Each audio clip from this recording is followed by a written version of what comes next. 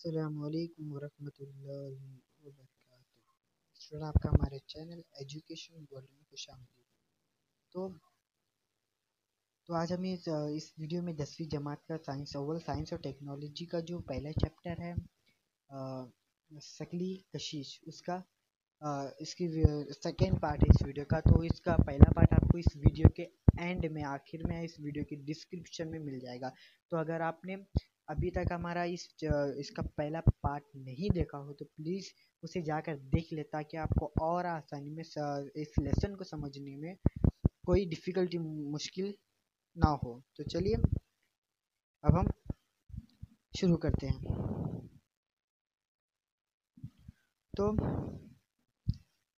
तो इसका second part हमारा शुरू करते हैं।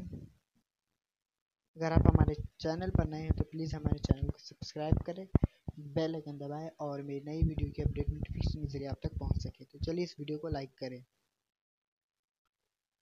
न्यूटन का कशिश शकली का कायनाती कानून, Newton's universal law of gravitational. तो इसके लिए शुरू करते हैं कि मंदजा बाल मुशाहिदे और केपलर के कवानीन जहन में रखते हुए न्यूटन ने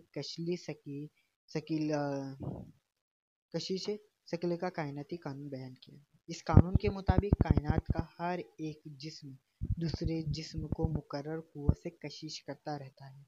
ये कुव्वत एक दूसरे को कशिश करने वाले अजसाम की कमियतों के हासिल ज़रब के तनासुब में और इनके दरमियान फासले के मुरब्बे के मौकूस तनासुब में होती है।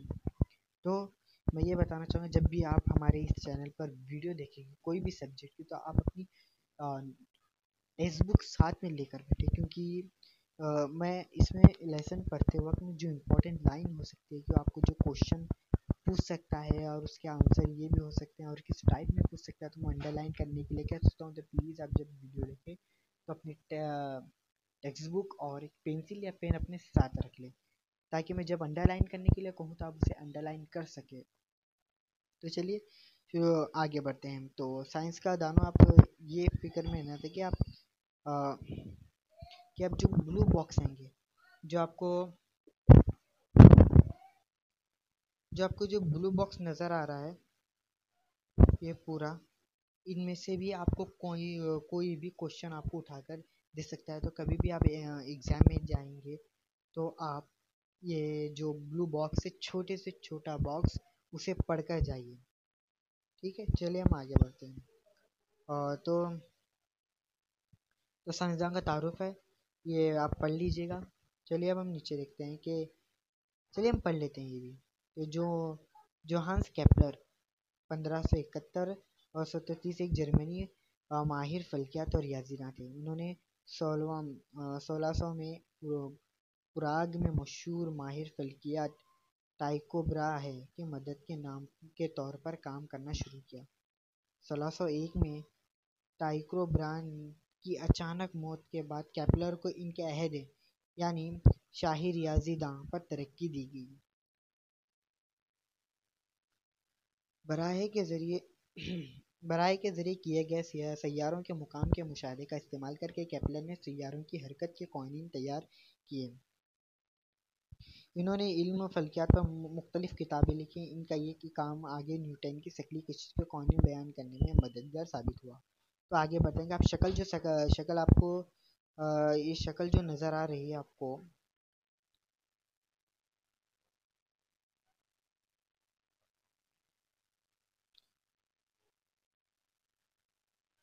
शक्ल नज़र आ रही है, तो इस शक्ल पर आप गौर से ये देखिए और चले हम आगे बढ़े। शक्ल 1 पॉइंट में आपको M1 यानी M1 और M2 कीमत वाले दो एग्ज़ाम दिख रहे होंगे। ये M1 और M2 ये दो कीमत वाले एग्ज़ाम दिख रहे होंगे। तो और इसके दरमियान जो D है वो इसका फासला जाहिर कर रहा है। जो D है वो इसका फासला जाहिर कर रहा है। तो इन दो अजसाम के दरमियान, यानी इन दोनों अजसाम के दरमियान कुव्वत कशिश F यानी F, इसको रियाजी तौर पर इसे लिखा जाता है, इसे रियाजी तौर पर F लिखा जाता है। दरमियानी कसली कशिश को F लिखा जाता है। तो आपको एग्जाम में ये भी पूछ सकता है कि इन दो अजसाम के दरमियान, तो ये देखिए, ये भी पूछ सकता है कि इन दो अजसाम के दरमियान कुव्वते, यार रुकिए 2 मिनट, टच नहीं हो रहा है।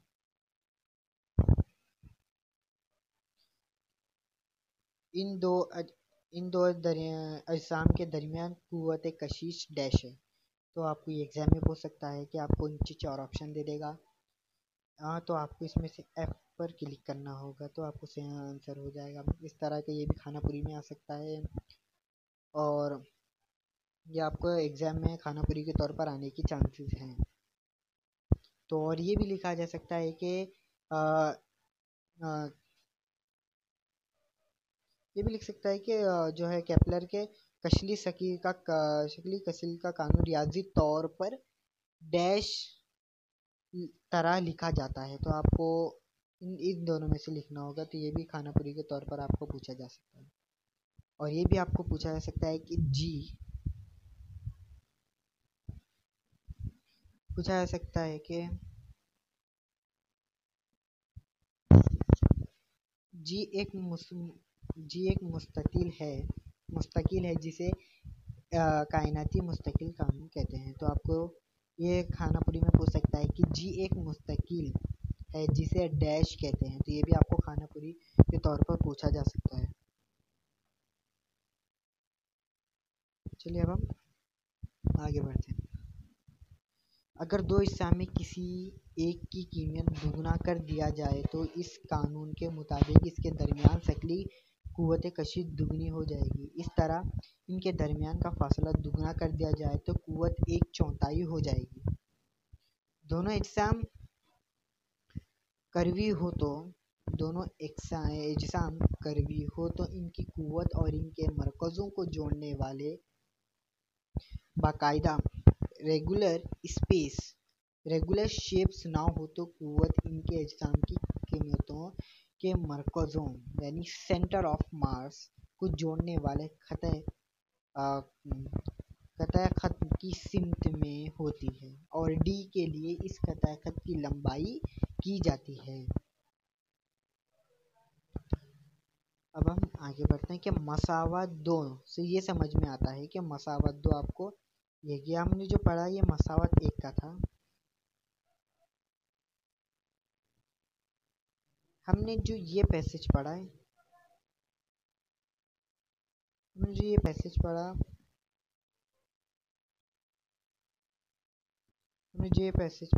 टच नहीं हो रहा है, कुछ टेक्निकल प्रॉब्लम।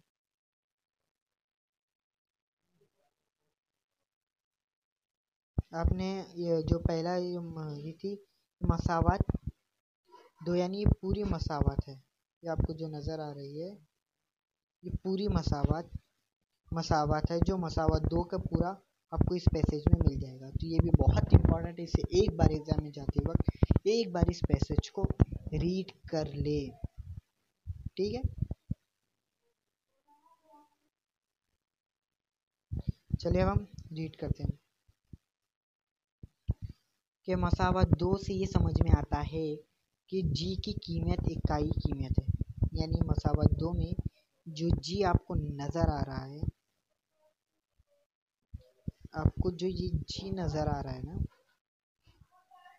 ये जी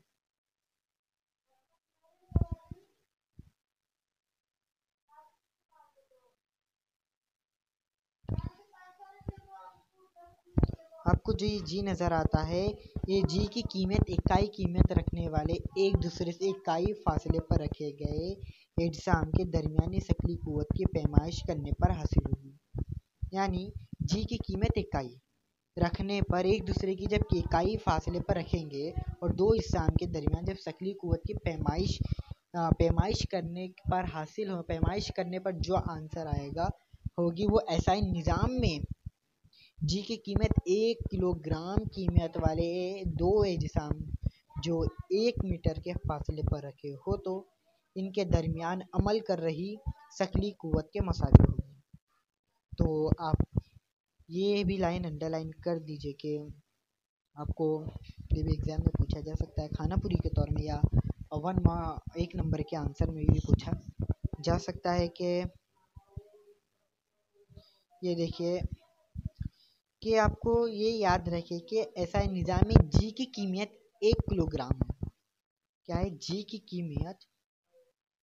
ये ऐसा निज़ाम में जी की कीमत 1 किलोग्राम कीमत वाले दो अजसाम को जोड़कर मीटर के फासले पर रखे हुए हो तो इनके दरमियान अमल कर रही शक्ली कुव्वत के मसावी होगी। हाँ, तो आपको इस लाइन को अच्छे तरह से रीड कर लेना है और इसे अच्छे तरह से अपने दिमाग में पढ़कर जाना है। तो ये किस तरह से पूछ सकता है कि देखिए ऐसा ही आपको आंसर इस तरह से पूछ सकेगा, ऐसा निज़ाम में जी की कीमत डैश किलोग्राम है या डैश किलोग्राम होगी, या इस तरह से ही पूछ सकता है कि आपको ऐसा निज़ाम में जी की कीमत 1 किलोग्राम कीमत वाले जो शाम को जो डैश मीटर के फासले पर रखे हो तो इनके दरमियान।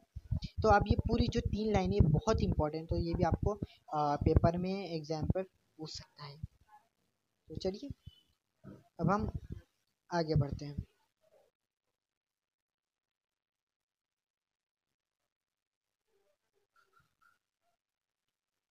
तो आप ये भी रीड कर लीजिए कि किसी जिस्म का मरकजी कीमत उसके जिस्म के अंदर या बाहर ऐसा नुक्ता हो है जिस पर जिस्म की सारी कीमत मरकूज होती है। यकसा हजम रखने वाले करवी एग्ज़ाम का मरकजी कीमत करदा का हिंदसी मरकज होता है। किसी भी यकसा के कसाफत के एग्ज़ाम का मरकजी कीमत इसके हिंदसी मरकज पर होता है। तो आपको ये भी जो है एग्ज़ाम में पूछने के चांसेस है, पूछ सकता है कि यकसा कफा यकसा कसाफत के एग्ज़ाम मरकज़ी कीमत के इसके हिंदसी मरकज़ पर होता है। तो आपको इस तरह से ये पूछ सकता है कि किसी भी यकसा कसाफत के एग्ज़ाम का मरकज़ी कीमत इसके डैश पर होता है। तो आपको हिंदसी मरकज़, तो ये भी आपको एग्ज़ाम में पूछा जा सकता है, या आपको इस तरह से पूछा जा सकता है कि किसी भी यकसा कसाफत के एग्ज़ाम का डैश इसकी हिंदसी मरकज़ पर होता है। तो आपकी ये लाइन पे 2 तरह के खाना पूरी टाइप बन सकते हैं। तो चलिए अब हम आगे बढ़ते हैं। तो शकली कुव्वत कशिश का कानून बयान करते वक्त न्यूटन का फासले के मुरब्बे को शामिल करने का ख्याल किस वजह से आया होगा? इसके लिए इनकी केपलर के तीसरे कानून की मदद ली। किस तरह ये हम आगे देखेंगे। चलिए अब हम आगे देखेंगे कि यकसा दायरवी हरकत मरकज़ी जो कुव्वत का असर है, यानी uniform cycler motion effects of central plate force. तो फर्ज कीजिए कि एक जिस्म का यकसा दायरवी हरकत से मुतफरिक है। हाँ, फर्ज कीजिए यानी हमें मानना है कि एक जिस्म यकसा दायरवी हरकत से मुतफरिक है। तो आप जानते हैं कि मुतफरिक जिस्म मरकज की जानिब मरकज जो कुव्वत के ज़ेरे असर होता है। अगर इस जिस्म की कीमत m अगर इस जिस्म की कुव्वत अगर m हो तो इसके मदार का निस्कुत्र r हो तो और इसकी रफ्तार v से जाहिर कर रहे हो तो कुव्वत की कद्र mv 2 कुव्वत बटे r होगी। तो ये भी आपको एग्जाम में पूछे जाने के चांसेस है। तो ये भी आप लाइन का अंडरलाइन कर लीजिए। ये लाइन आपको ये जो पूरी आपको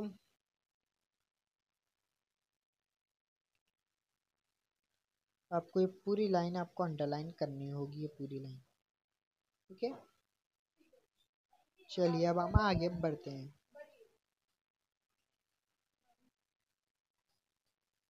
अगर अगर एक सैयारा सूरज के अतराफ दायरवी मदार में गर्दिश करता है, यानी अगर सूरज के अतराफ तमाम सैयारे दायरी मदार में अपनी दायरी शक्ल में अपनी मदार में गर्दिश करते हैं, घूमते हैं, तो इस सूरज के सिमत अमल करने वाली जो कुव्वत F बटे mv² बटे r होना चाहिए।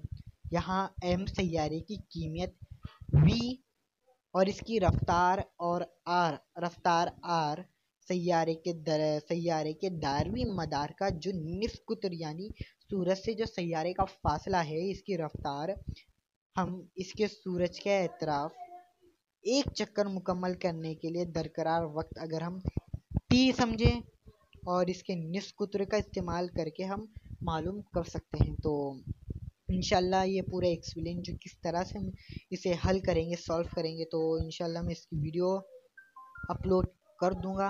आप टेंशन ना ले, तो मैं इसकी वीडियो इंशाल्लाह अपलोड कर दूंगा। तो हम फ़िलहाल वीडियो बहुत लंबी हो चुकी है तो मैं इसे स्किप करता हूँ। तो इसके बाद हम डायरेक्ट आगे बढ़ते हैं। इसके बाद हम इसकी इंशाल्लाह नेक्स्ट वीडियो में हम इसके बारे में जानकारी करेंगे। तो ये पूरे मिसाल नंबर 1, मिसाल नंबर 2 इंशाल्लाह हम करेंगे। तो इसकी नेक्स्ट वीडियो में हम ज़मीन का जो पार्ट 3 है, मैं इसलिए पार्ट्स में ये वीडियो को डिवाइड कर रहा हूँ कि अगर मैं पूरे एक साथ बनाऊँगा तो कम से कम 1 या 2.5 घंटे की वीडियो हो जाए, क्योंकि ये लेसन बहुत बड़ा है और इसे समझना बहुत बहुत ज़रूरी है। तो इसलिए इस वीडियो को पूरा देखें ताकि आपको समझ आ जाए। अगर आपको कोई क्वेश्चन है, डाउट्स है, तो प्लीज़ आप मेरे कमेंट्स में कमेंट्स करके आप पूछ सकते हैं। मैं इंशाल्लाह उसका जवाब ज़रूर दूंगा। तो प्लीज़ मेरी इस वीडियो को लाइक करें, शेयर करें। इसकी नेक्स्ट वीडियो हम ज़मीन का शक्ली इसराह के बारे में पढ़ेंगे। अर्थ ग्रेविटेशनल अट्रैक्शन के जो है वो आप नेक्स्ट वीडियो में पढ़ेंगे। ठीक है, शुक्रिया। तो आप सबसे पहले हमारी वीडियो को लाइक करें और नए हैं तो प्लीज़ हमारे चैनल को सब्सक्राइब करें। शुक्रिया। अस्सलाम वालेकुम वरहमतुल्लाहि वबरकातुहू।